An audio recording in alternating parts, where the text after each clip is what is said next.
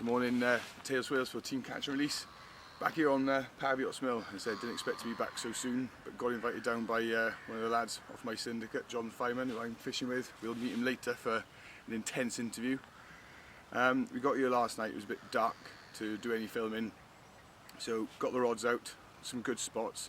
We're on maggots as well as some pop-up rigs and some bottom bait rigs. So I'm going to show you the maggot rigs later on. So we haven't had anything at the moment, whereas last time we'd had 2 fish by now, so fingers still crossed though. The weather's not perfect for it at the moment. I say it's quite open at the moment, but we never know. We have seen fish in the swim, and I said John the fireman's got fish all over where he's got 2 rods. So we're going to wait now, have some breakfast and see what happens. And then I'll catch you in a bit.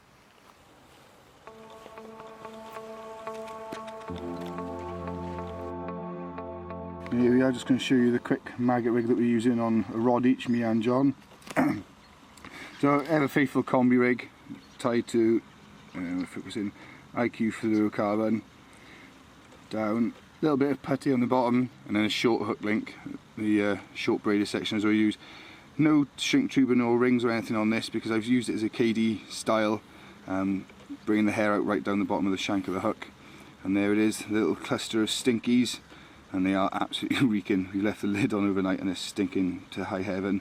And all I'm going to do is couple that with little PVA bags, a few dust pellets in there, just to give it a little bit of visual attraction, and then some maggots that have been kept in the freezer so they died off so they don't wriggle out of the swim. Also now you can't see it because it's camouflaged in, I've got some rig foam, some zig foam, pardon me, so it makes it critical balanced, as we will see in the old tank test of love, hopefully. There we are. So that actually is really critically balanced. Here we are. So it's just actually off the bottom, and then the lead obviously sinking it down. Can't really see the hook, camouflaged by the maggots, and they're wriggling away, hopefully around a bit of dead maggot, so making it all better. So there we are. Hopefully we'll have some action on that later on. Offhand clip whilst John the fireman's napped off to phone his missus. I'm never one to brag, but I mean, I'm not being funny. We just got to check out the difference in frying pans. Got a state on this kid. I don't know where he's managed to get this from, but yeah, you know what they say, bigger is always better. I'm put him a bit on the spot here, he doesn't even know I'm filming. John, why is your pan so small? Inferior, inadequate.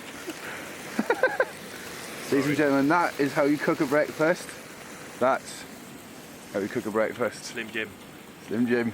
Enjoy. Body's a temple. Yeah.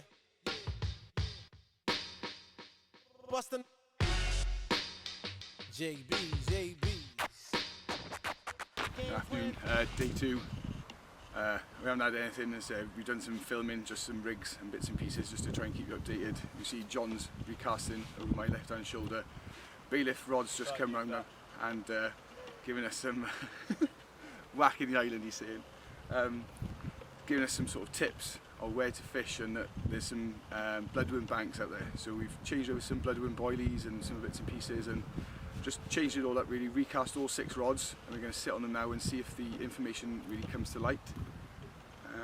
So as I say, we still haven't put a lot of bait out. We've actually given up on the maggots because we found that the silverfish and also the eels have been smashing them all up. So we've given up on that. We're now on pop-ups and critically balanced baits. Because obviously it's winter, they're sucking them in and spitting them out. It's really not munching loads, so we're just single hooking or a few pellets around the hook, and really critical, so it sucks in and snags every single time. So fingers crossed.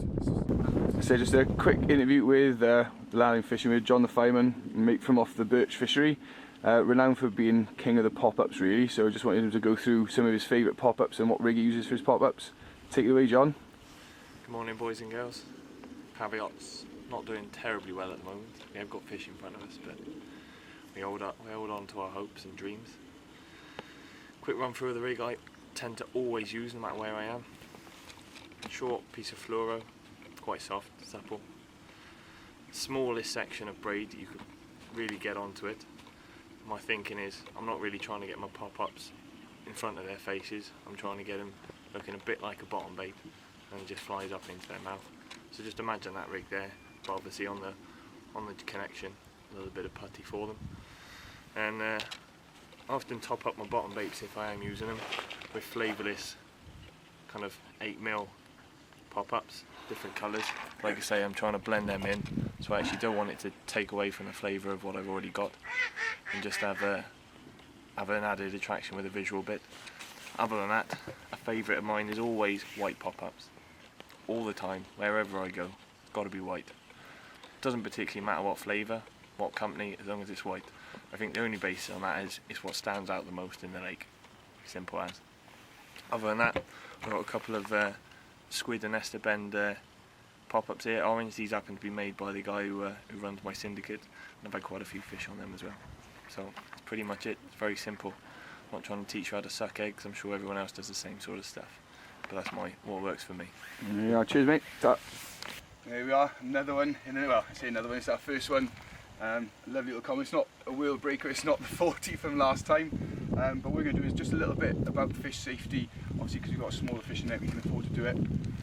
What we like to do is, obviously, everyone says about carrying them in the slings back and forth, but it can be easily done in the nets, very soft mesh nets. But what you do have to make sure you're doing, a little angry, is obviously roll the net down nice and tight, and then, you know, you've seen it on all these videos, to make sure you do it, just to check all those fins that are along the side of the body, because they can cause damage if pulled. So yeah, again, nicely along the sides, checking both sides, making sure nothing's snagged in the net. As you see, it's lying right in the bottom of the net. So what we'll do now, slowly carry it over to the mat.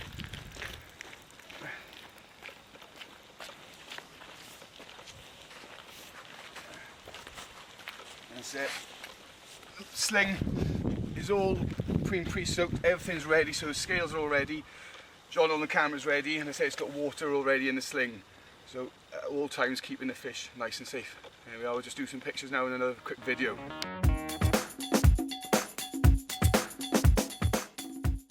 Those £21 common, absolutely beautiful. Scale perfect, it's got a little mark just underneath there, but beautiful autumn stroke winter colours. Caught on the Innovate S2T, and I say it was on the tips that we were given about the bloodworm beds. So I mean, a fishy, fruity sort of bait in the winter. Over on those beds has obviously done the business. And I said within probably 20 minutes of recasting. So some fantastic news. It's a fish on the bank. It saves the blank, and hopefully catch you later with something a bit bigger. Excellent. And it's off to fight another day.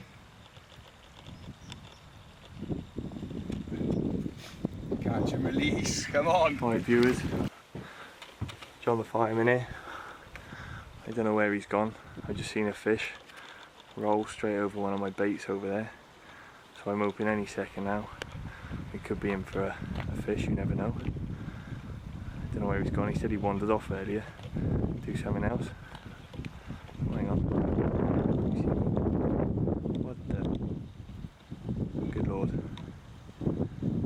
We'll leave him to it, I think. Bye. Good morning, day 3 of the 48-hour. As you can see from around, it sort of got a little bit cold and frosty overnight. Temperatures really plummeted, the sky was open, and everything's got absolutely frosted out, as you can see on camera now. Didn't have anything overnight, however we did have lots of liners stroke, the bobbins were pulling up to the butt and tips were moving. And we left a few of them just to see if they developed, but nothing actually developed. And a few we had through the night and into the morning hit up, tip moved, and we did hit them as the tip was moving, but to no avail. Luckily we've marked up the line, so we're walking them back out and getting them back on the money. But yeah, as of yet nothing's happened, so we're going to keep them in now, sort of 10, 11 o'clock mid-morning time, and then reel in. We're going to try 6 new spots. Is that a beep? 6 new spots for the last couple of hours of the trip, but we'll keep you updated.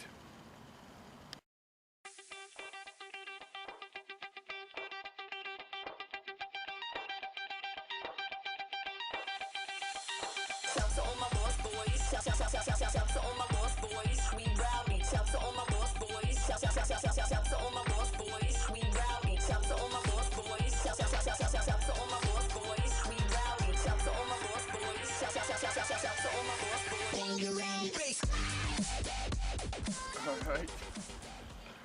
Good morning, ladies and gentlemen. It's probably something like 8:30 in the morning, maybe not even that. I haven't looked at my watch in a while. And John, your presenter here, is into a fish. I'll let him take over the commentary now. Don't know, it's literally just peeled off. It's the same rod that we've been having all the liners on. I said about all through the night. It's actually taken line this time. Don't think it's anything big, it has nodding. Never done a open commentary before us playing a fish.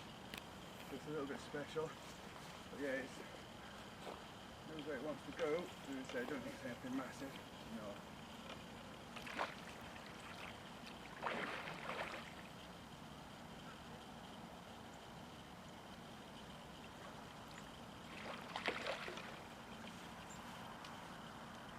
Pretty enough. Sorry, should be running more better commentary.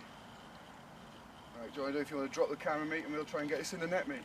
There you go. Guys, I say you saw the fight, and I wanted John to drop the camera so he could net it for me, but we think it's a 30. So, even though what I said on the last bit about just carrying it in the mesh, obviously because it is, you know, another chunk bigger, we have actually brought the sling over this time so that we can really get a good purchase on it and get it over into the mat. So, I'm going to snap it up now and roll it down yet again, keeping an eye on those fins, making sure that everything's nice and flat all the time. So let's get this fish so it sits nicely in the mesh. As I say, roll it all down. It is a bit feisty because I did man it in a bit, but there we are. It's got a, there we are. And yet again, as I said, just because it is that bit bigger, we will just slide it into the sling. It just means that it's got an extra bit of carrying. There we go. Whoa. It means that I'm not worried now about it pulling through the mesh.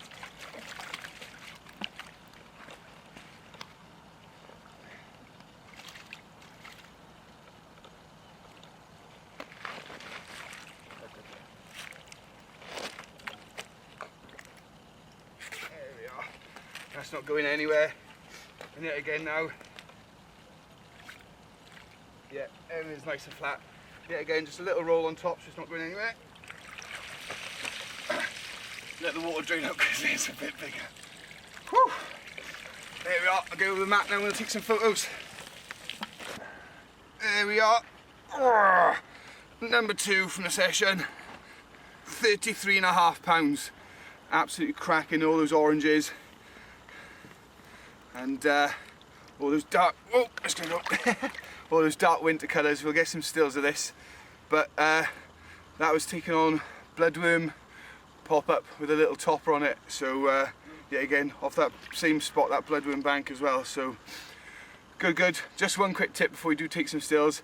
Always make sure, yet again, I know we've been through it again, but it is massive fishery rules now, and obviously for the fish safety, it has got a little gammy mark on the other side. Make sure you got your clinic or your fish care pack. Treat the hook holder and anything that you can see untoward on it. We're going to get some stills now and catch you later.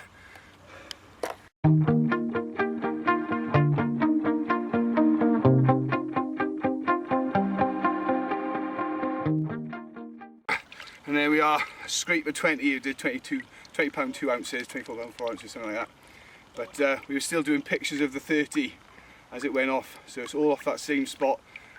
This was on the squid 2T now, so it's the fish bait and the bloodworm baits really bashing them out. So fingers crossed for maybe another one before we go. We're holding on for a hero, but yeah, it's another good session down at Pavyotts. I said there have been a few fish out, but not loads. I think we've had the best of the bunch as well. So maybe another one in a bit. Team catch and release.